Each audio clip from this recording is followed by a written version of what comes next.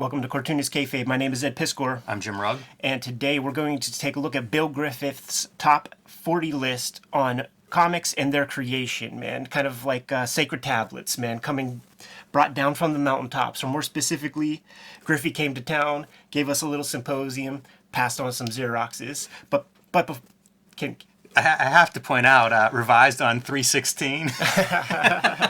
Playing with the math there, but Griffith 316, how to make comics. Before we get into the meat and potatoes, I want to invite you guys to like, follow, and subscribe to the YouTube channel. Please hit that bell icon so that we can notify you when new videos are available, and that helps mitigate the kayfabe effect. What the kayfabe effect is very often we talk about comics, and we put these videos out in the morning. By midday or early afternoon, those comics are prohibitively expensive on the aftermarket, and the people who get the videos first get first dibs at the comics that we talk about. So a lot of retailers at WonderCon had, as seen on Cartoonist Kayfabe, set up with comics at their booth. So things are definitely happening out there. And if you watch these videos to the very end, that helps goose the YouTube algorithms, pushes our YouTube content out to comic book loving YouTube viewers who haven't necessarily seen every Cartoonist Kayfabe video. Helps us grow the channel, helps us grow the numbers, helps make it possible for us to continue providing these videos to you on a regular basis. And got to thank you for the 60,000 subscribers that we have, but we are only 10% of the way to our real goal of 600,000. It's going to take a while, but we could use your help on that. So Jimmy, like I said, Griffith was in town for some little Pittsburgh shindig, and you know how panel discussions go. Like, Cartoonist has to break for an hour and drop some science. When I saw Griffith was going to drop a little something, man, you pack up the table. You put the little tablecloth over top of your gimmicks, and you head your ass down. You shut your mouth, you open your ears, and you get educated by a veteran. Not everybody did that. So we will make good on that right this minute and just go through that list. I think he has done some teaching, perhaps at SVA, I think, maybe. I don't know about, he might have. I don't know either way. Okay. But this list and his speaking ability certainly make it seem like he's had some experience teaching. Number one, it could take years to find the right art supplies. Man, that's a super valuable piece of information. One of those things in, I remember the Dave Sim book on self-publishing, where he basically said, go to that art store, get one of every nib. Get one of every piece of paper, get one of every piece of illustration board. See what you like, see what combination you like, rattle them all up, man, and try this nib on that paper and come up with something that just feels good. And we live in a time now where like any mark can be reproduced. So like really find the tool that's going to put your ass in the drawing seat. That's what matters with the art supplies in this day and age. Two, it could take years to find something to write about. Ain't that the truth, man? When you're a young cartoonist. I'm still looking for something worth saying. It's that thing where you spend so many years just trying to figure out how to draw something and get it to look like something. And very often, a young cartoonist's work is pretty thin until they have a little life experience to go along with those drawing skills. Three, comics are equal parts drawing and writing, with writing being a little more equal. This, I think, varies by cartoonist and by comic book, because I think this goes either way. Like, the balance probably is the thing to pursue. Yes.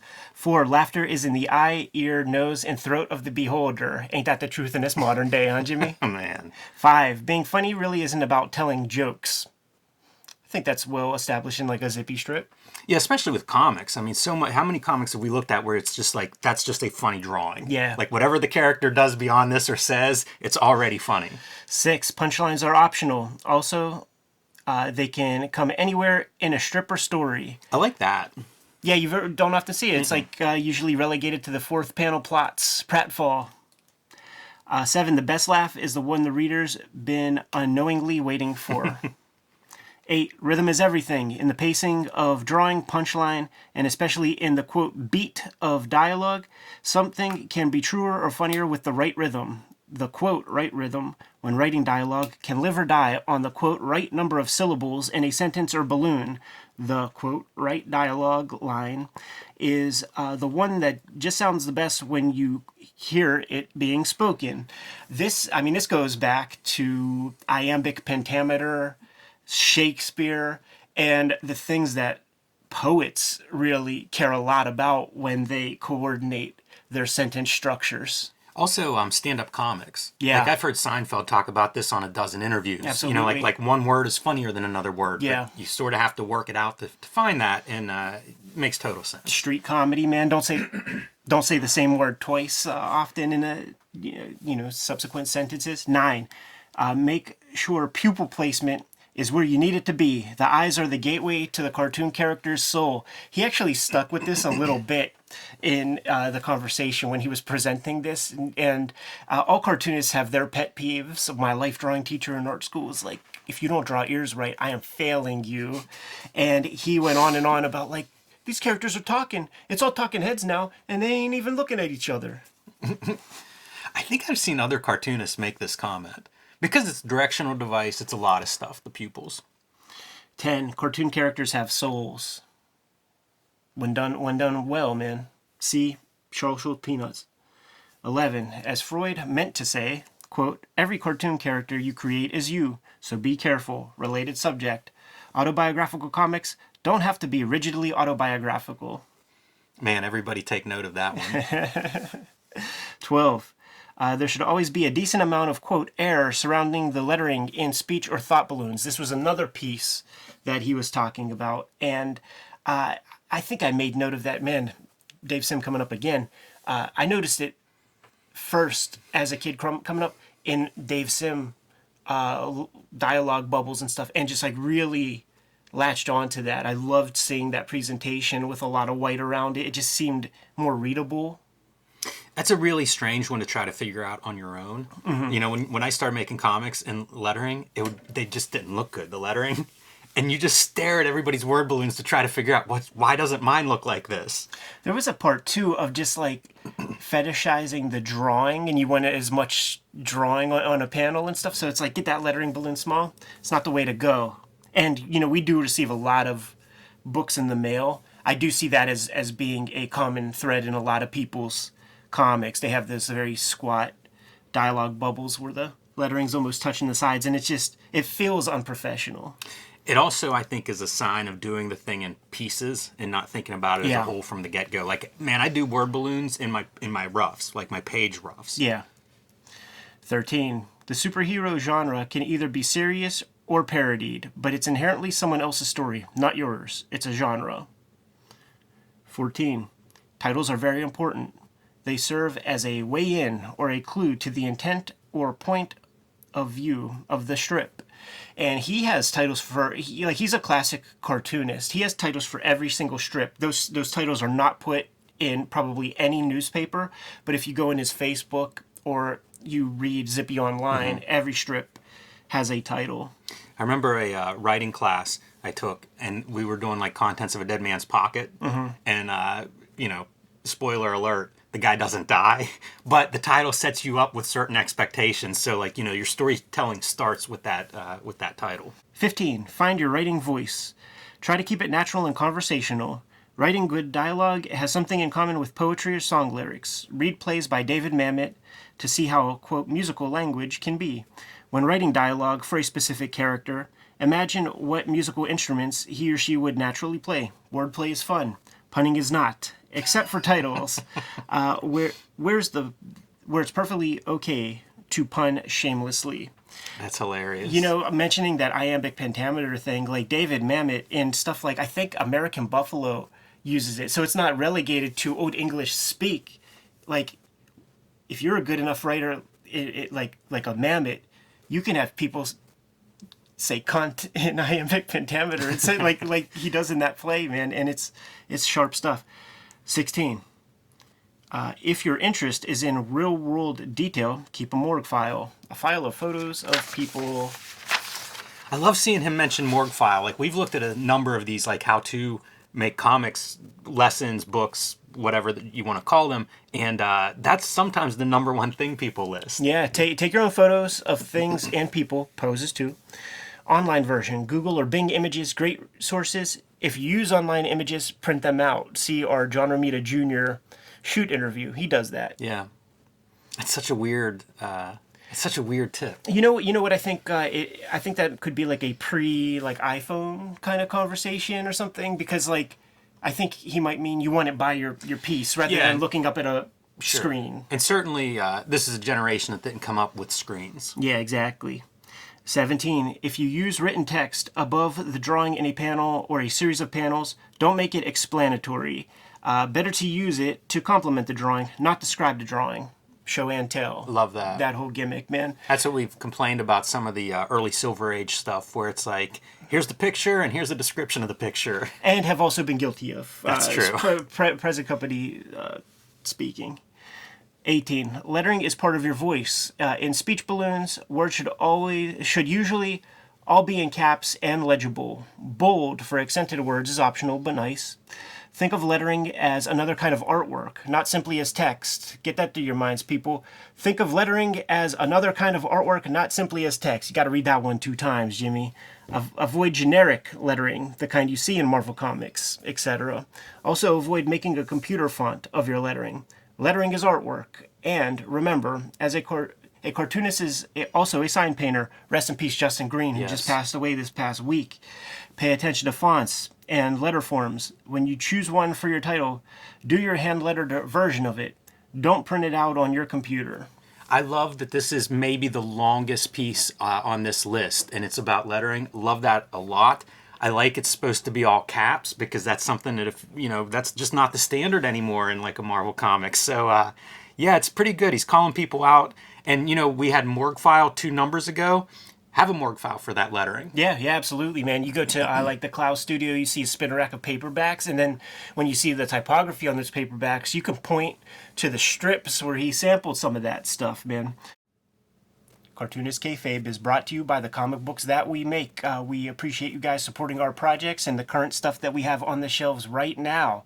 Jim Rugg, Hulk Grand Design, both issues, Monster and Madness, are out there on the stands. These are the regular covers. Comic shops out there, you know what your marching orders are. You know how to stack these on the shelves. And you got these other variant covers that you could get your hands on to support the work. You got the Jeff Darrow cover for Madness. You got the Ed McGuinness cover for Madness.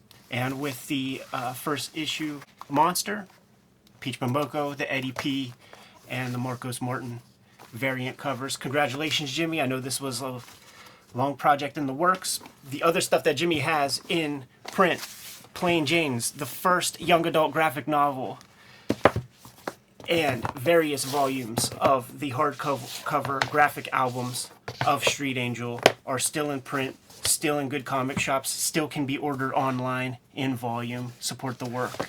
Right now on the stands, as per the Ed Piskor comics that are out there, Red Room, Trigger Warnings, issue 1, 2, and potentially issue number 3 are out there in the wild. Issue 2, the Pumpkins issue, look at that for a splash page, man. You can get these comics online at Fantagraphics website and various comic shops. It is banned in 26 countries. It is banned in 10 comic shops. But you can also read these comics before they hit paper on my Patreon, patreon.com/Ed Piskor, $3 for the archive there.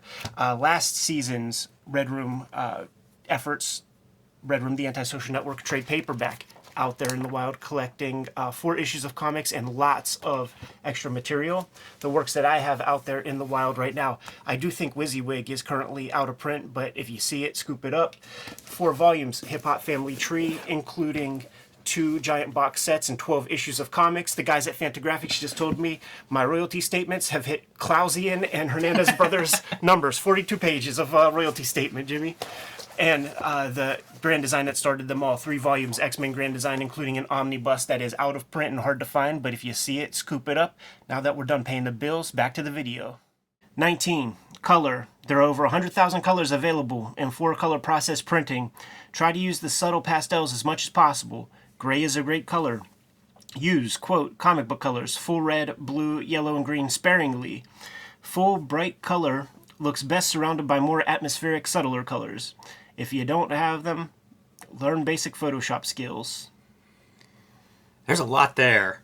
I don't know if I agree or disagree with some of that. I hate gray, but I do agree it'll make those bright colors pop. But my takeaway is there's 100,000 colors available.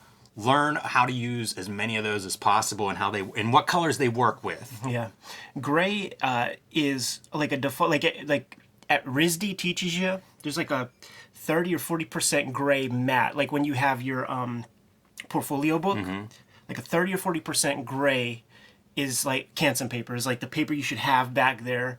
and present your material sort of framed within that. Something about that gray kind of makes the imagery pop more, look more attractive. There's some concept behind that.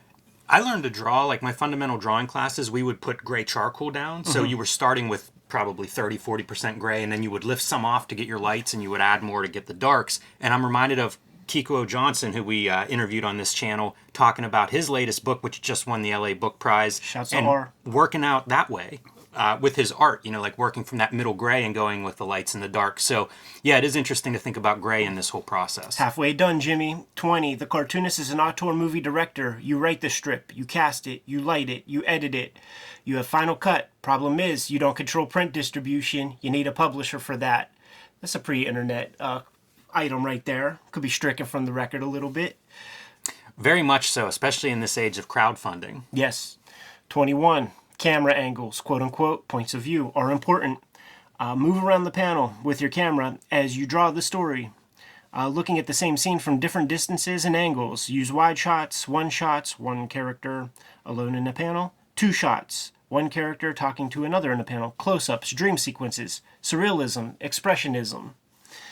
This is so fun. It starts out as Wally Wood's 22 panels that always work, and then by the end we're in an art museum looking at art history and taking what we can. We're in Zippy. That's right. We're going Dada. 22. When doing full-page comics, think of each page as a self-contained entity.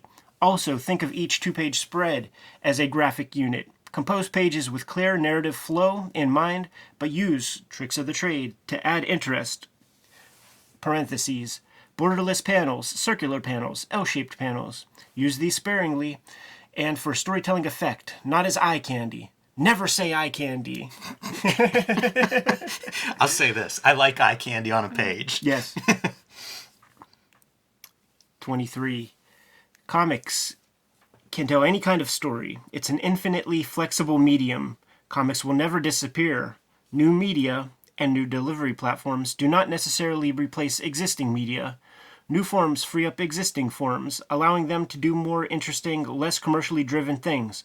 Webcomics aren't the only future of comics. Print and webcomics will both continue to exist side by side until we're all replaced by robots, which we then can make fun of in our comics. I've seen some AI art recently where you just plug in some names and it combs Google Image and stuff and it creates its own thing. Art is going to be changing after some time. No doubt about it.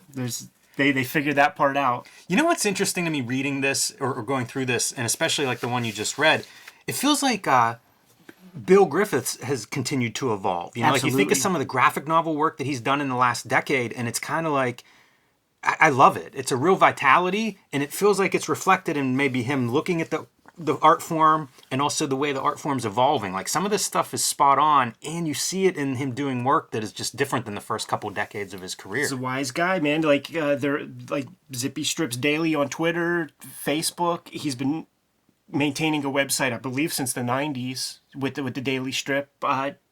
Changing with the times, adapting. This is a guy who comes from the undergrounds, and the undergrounds go away, but it's not like his cartooning acumen goes away. He's got to find a place. So just like a Will Eisner, right? It's like that's what it feels highly like. Adaptable cartoonist. It's like, this is what you do. Now you got to find a place to. Absolutely. It reminds me of the Eisner stuff. We went through that Miller Eisner book recently. Everybody check those videos. But it's that same kind of tone of like exploring, looking at what these changes mean to the future. It's really insightful. 24. A really good flexible pen point. Hunts 100. Another good point. The Zebra G pen nib, which is what I've been using quite a lot lately. You may find others. Really good paper. 2-ply. Plate Strathmore. Series 500. Chris Ware made fun of me for just using 300. He's like, 500 doesn't cost much more. Really good eraser. Needed. Really good ink. Dr. Martin's Bombay Black. Really good whiteout. Cartoon color cell vinyl paint. You ain't finding that anymore. That's done. Really good for non-flexible line drawing and cross-hatching. Good to know, man, if you can find some of that stuff. Rotring rapidographs in different line thicknesses. 0.25, 0.35, and 0.5. Does this change our number one rule? When starting out, You know, what's good about that is just like give you a starting place. It is good. Yeah, I agree. I'm poking fun a little bit, but yeah, it's good to have that stuff, especially early on, because it took me forever to find any of these tools. Yeah. I would say the Deleter 2 white is the go-to white to use right now. Japanese stuff, you can ink over top of it. You can ink over top of it more than once, which is kind of key sometimes, man, because some of that pro white and shit, you got one shot. You can't go over top of it, or else now you just created a gray piece of mixed media. 25. When starting out, try to get into print as quickly as possible. Seeing your work reduced in size and in print is tremendously educational. All your mistakes leap out. Educational, but painful. If you do 1 and 2 row strips, as opposed to longer stories, try your local weekly papers first. Yes, they're dying, but many still exist. Self-publish. Any way to get into print is good. If your work is web-based, publish it in a blog or on your own website. Any way to get distance from your stuff is educational. Best way, short of publishing, Xerox your comics at a reduced size to check legibility of both art and lettering. This is great stuff. This is also the hold your picture upside down, hold it in a mirror. You're just trying to see it with fresh eyes after hours of staring at it. And probably one of the easiest things to do is snap a pic with your phone and look at it in the thumbnail view. And boy, do things leap out. Yeah, it's good advice. I used to say scan it if you work on paper, and if you work digitally, print it out. Yeah. But the phone is a much easier solution now. 26. Always retain copyright to your self-created characters. File the appropriate forms with the Library of Congress. Always put a copyright symbol with the current year and your name on all your work. This protects your rights for 9 years. File actual copyright forms, available online, before the 9 years is over. Current copyright laws protect you for your lifetime plus 75 years. Copyright can also be inherited and assigned to another person in your will. Copyright can then be renewed after your death by the legal owner. Thank Disney for this, but not much else. 27. Disney is great, ... to make fun of, period, or not.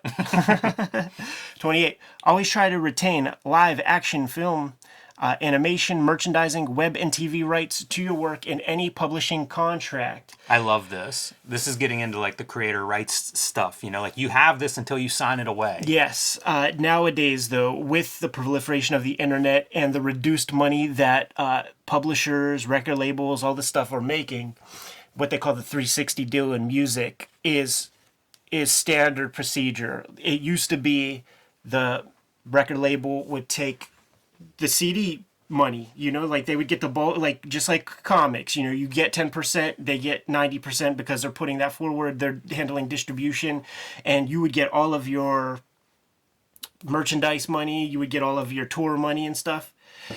That's changing comics even. Like these publishers, you better be a sexy motherfucker, man, to be able to hold on to 100% of all those other rights, because these publishers are just, they need it.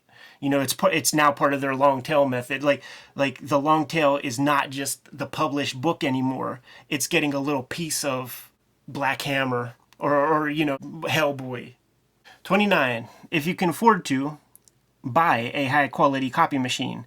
Never send original artwork through the mail. Copy machines and high-res scans make perfect reproductions for sending purposes through the mail or online. Always keep repro quality copies of your stuff. If you sell or give away the original art. Copiers are best because they approximate the printed page best. Right now in this era of artist editions, I would say make high-res color scans. Keep hold of those. What replaces the film negatives of your are the high-quality TIFF files, and back that shit up on your own hard drives, but also keep it on a Google Drive, some Dropbox, somewhere in the cloud, I mean, just in case something happens to you, to your own home. Let's knock on wood that this never happens to anybody, but there are terrible stories. Eric Larson's house, Wally Wood's crib. Absolutely. All that kind of stuff. Man. Yeah, you want a copy secure somewhere off-site. Yes. 30. When you sell original art, tell the buyer they have no reproduction rights. 31. Aside from trying to communicate, don't think of your readers when you create your comics. Please yourself and a few friends, then hope for the best. Unless you're doing work for a very specific audience, like children. 32. Don't reach out all the way to the reader. Don't worry about being obscure or ambiguous or weird. If you're sure of what you're doing, ask the reader to do a little work and meet you halfway. That's the best work, you know? Like, even as a little kid, I remember reading Marvel comics and just thinking, like, you think I'm dumb, don't you? It's so true. I would add to this, don't worry about being obscure, ambiguous, or weird, but also do more than just trying to be obscure, ambiguous, or weird. Yeah, you risk pretension in a giant way.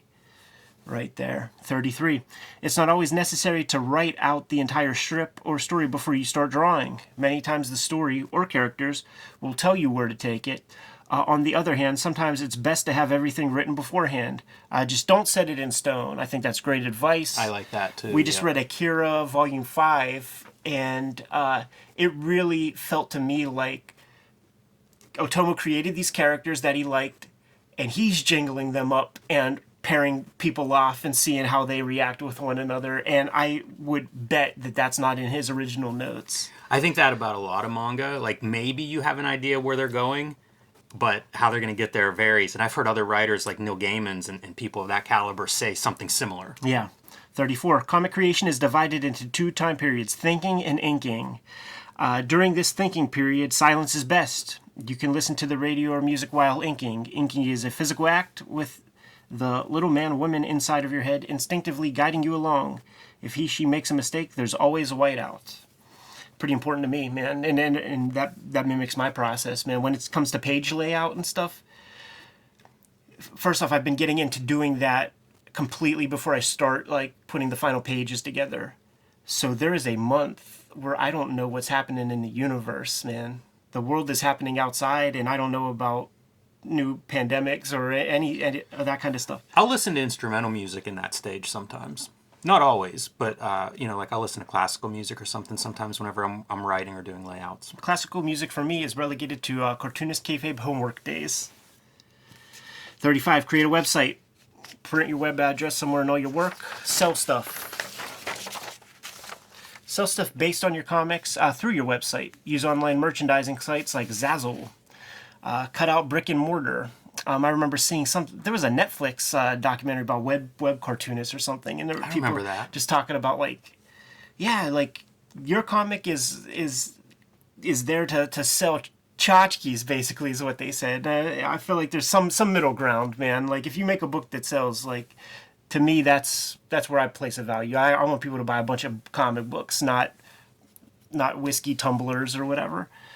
36. The manga genre can either be treated seriously or parodied. Avoid the default look of many of today's comics, derived partly from manga, where everybody looks vaguely Asian and has spiky black hair. All genres are inherently limiting. Interesting that he calls manga a genre.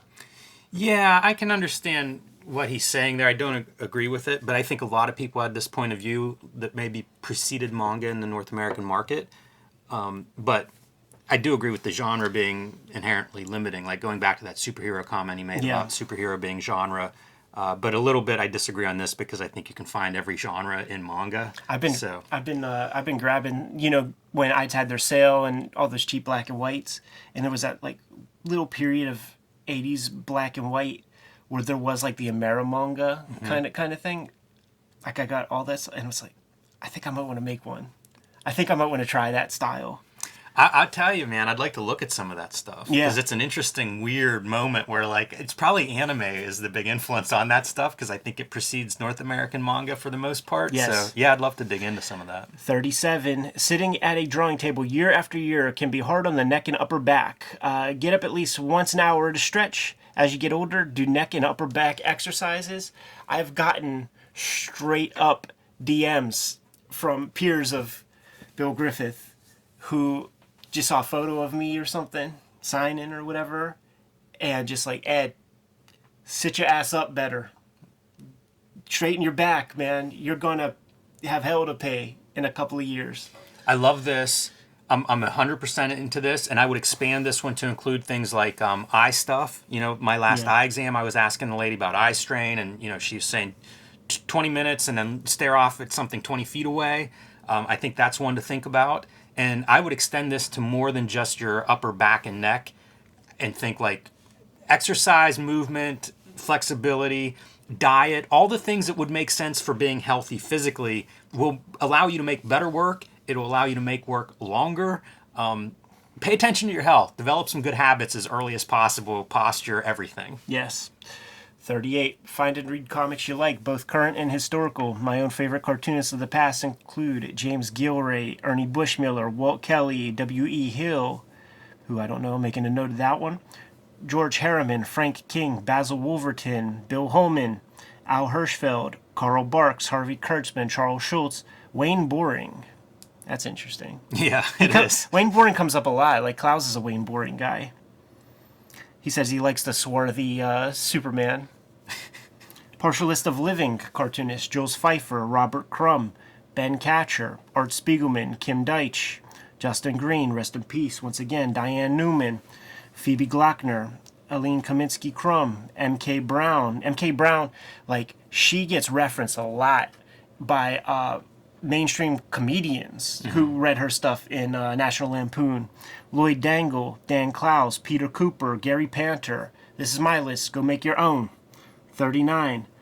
Don't just look at comics for inspiration and education. Look at great drawing wherever it appears. In the fine art world, I love to stare at Reginald Marsh, Edward Hopper, Rembrandt's etchings. Is that... I know I'm not going to say... That's not Callot, right? That's some other shit. I don't know that name. Callot's etchings.